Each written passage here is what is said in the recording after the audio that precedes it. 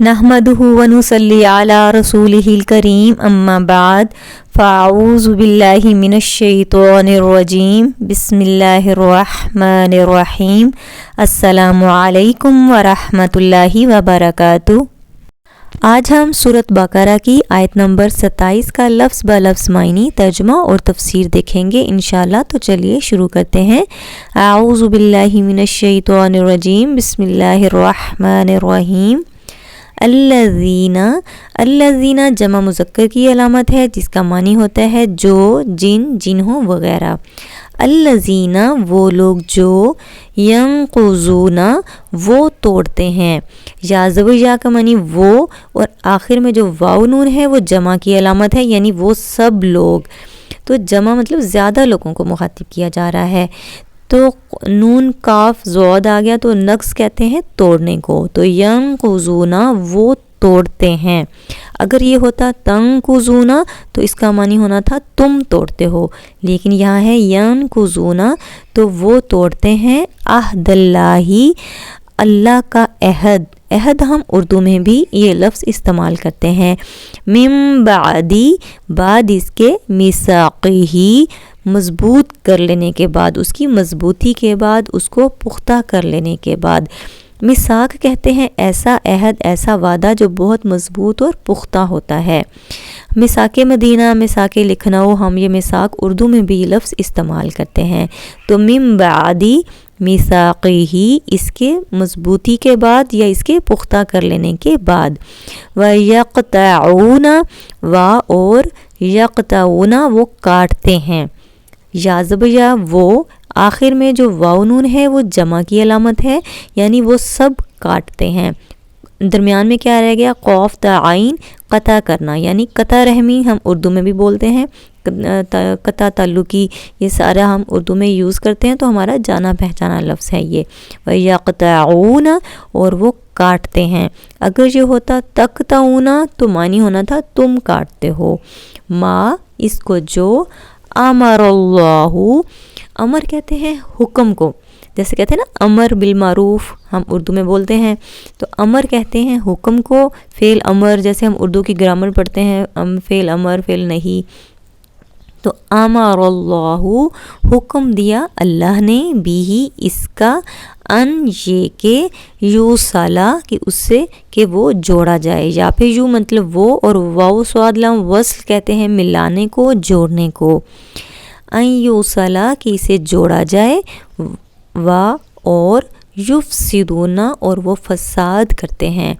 واو کا مطلب اور، واو زبر کا مطلب اور، یا پہ یو کا مطلب وہ، اور آخر میں واو نون جمع کی علامت، یعنی وہ سب، فاس سین دال فسد سے مراد ہے فساد کرتے ہیں۔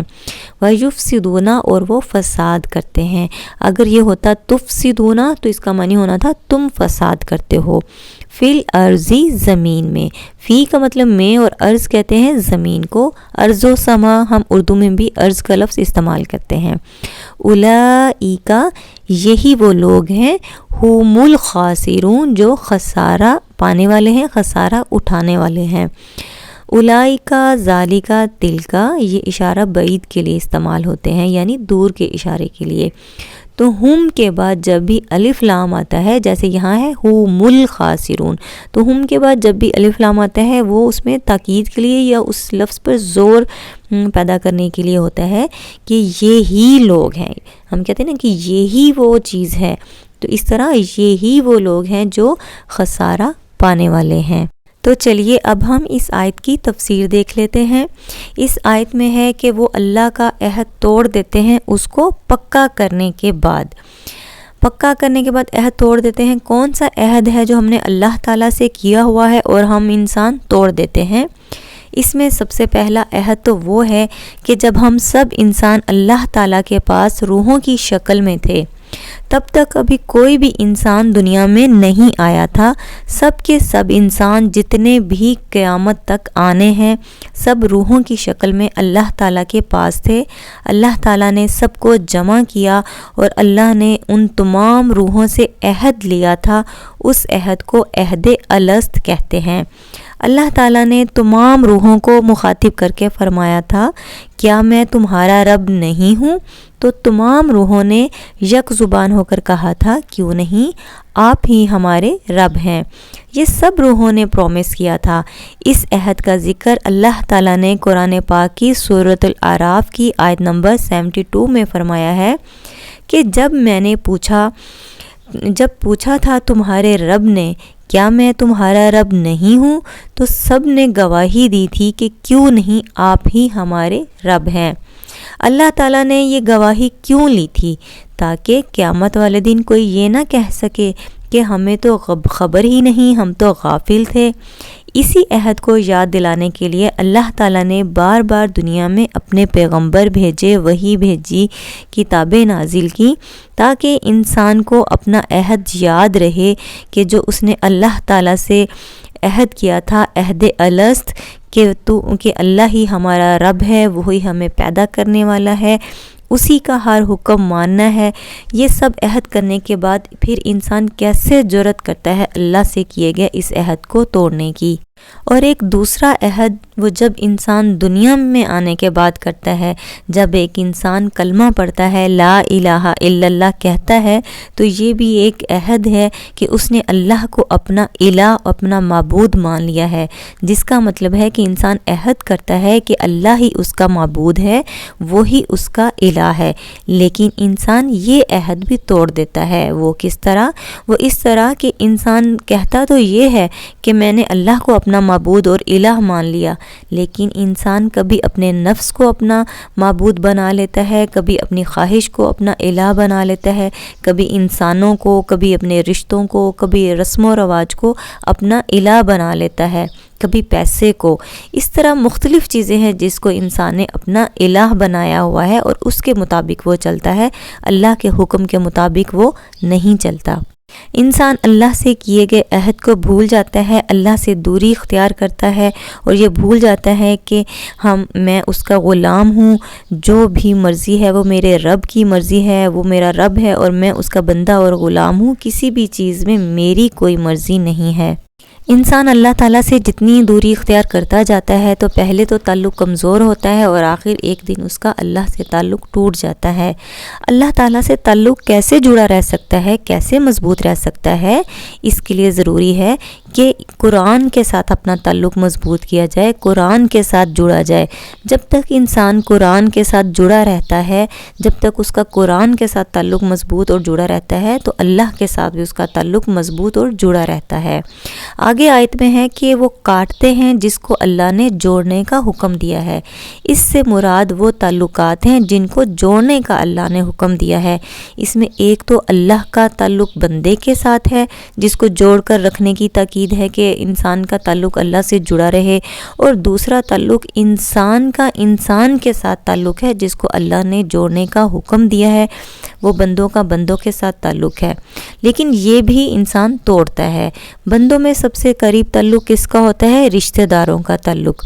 رشتہ داری جتنی زیادہ قریبی ہوگی اتنا ہی اس کا حق بھی زیادہ ہوگا، جیسے کہ مثلاً ماں باپ، اولاد، بہن بھائی، میاں بیوی وغیرہ، ان کا سب سے زیادہ اس میں اور زیادہ جو قریبی تعلقات ہوتے ہیں وہ دادا دادی، نانا نانی، خالہ ماموں، پھپھا پھوپھی، چچا چاچی، ان کو سب کو جوڑنے کا حکم ہے۔ صلہ رحمی کا حکم دیا گیا ہے۔ صلہ رحمی کا مطلب ہوتا ہے کہ رشتہ داری کو جوڑ کر رکھنا۔ پہلا حق اللہ کا ہے اور دوسرا انسانوں کا انسانوں سے ہے جس کو جوڑنے کا حکم دیا ہے، لیکن ان رشتوں کو، تعلقات کو بھی انسان توڑتا ہے۔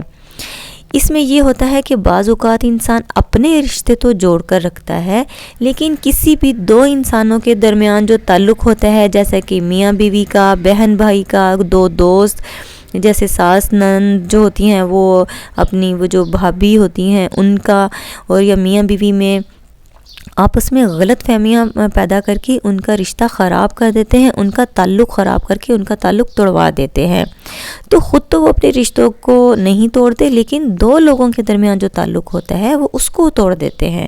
یا کچھ لوگ ایسے ہوتے ہیں کہ جو اپنے تعلقات، اپنے رشتے ہی ان سے تعلق توڑ کے رہتے ہیں۔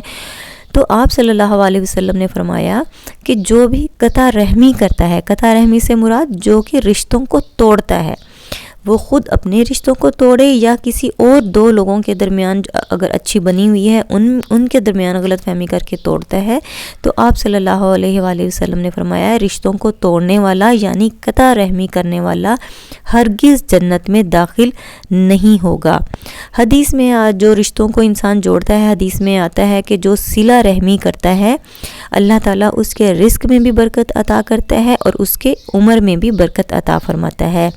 ایک حدیث میں آتا ہے کہ رشتہ داری اللہ کے عرش کے ساتھ لٹکی ہوئی ہے اور وہ کہتی ہے کہ جو مجھے جوڑے گا اللہ اس کو جوڑے گا، یعنی اللہ اس کو اپنے قریب کرے گا، اور جو مجھے توڑے گا اللہ اس کو اپنے سے دور کر دے گا۔ ایک اور حدیث میں آتا ہے کہ اللہ تعالیٰ نے رحم سے فرمایا، یعنی رحم کے رشتوں کے بارے میں فرمایا کہ جو تجھ کو جوڑے گا میں اس کو جوڑوں گا، اور جو تجھ کو توڑے گا میں اس سے توڑ دوں گا۔ ایک اور جگہ آتا ہے کہ دو گناہ ایسے ہیں جن کی سزا آخرت میں تو ملنی ہی ہے، لیکن دنیا میں بھی ہر صورت ان کی سزا مل کر رہتی ہے، اور وہ دو گناہ کون سے ہیں؟ ماں باپ کی نافرمانی اور قطع تعلقی یعنی رشتہ داری توڑنا۔ ان دو گناہوں کی سزا ہر صورت دنیا میں مل کر رہتی ہے، لہٰذا اس گناہ عظیم سے بچیں اور کسی سے بھی رشتہ توڑنے سے پہلے سوچیں کہ میرا اللہ مجھ سے دور ہو جائے گا۔ رشتوں کو توڑنے سے زمین میں فساد ہوتا ہے، خاندان ٹوٹتے ہیں، اس کے علاوہ ہر طرح کی خرابی کرنا، برائیاں، گناہ کے کام، اللہ کی نافرمانیاں کر کے انسان زمین میں فساد کرتا ہے۔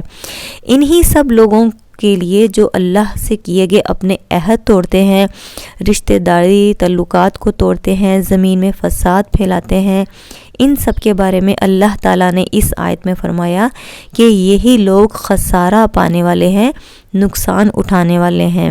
اور ایز اے مسلم ہم جانتے ہیں کہ خسارہ پانے والوں سے کیا مراد ہے اور خسارہ پانے والے کون ہوں گے۔ خسارہ پانے والوں کا ٹھکانہ صرف اور صرف جہنم ہوگا۔ اللہ تعالیٰ سے دعا ہے کہ ہمیں اپنا اطاعت گزار فرما بردار بنائے۔ آمین ثم آمین۔ جزاک اللہ خیرا کثیرا۔ السلام علیکم ورحمۃ اللہ وبرکاتہ۔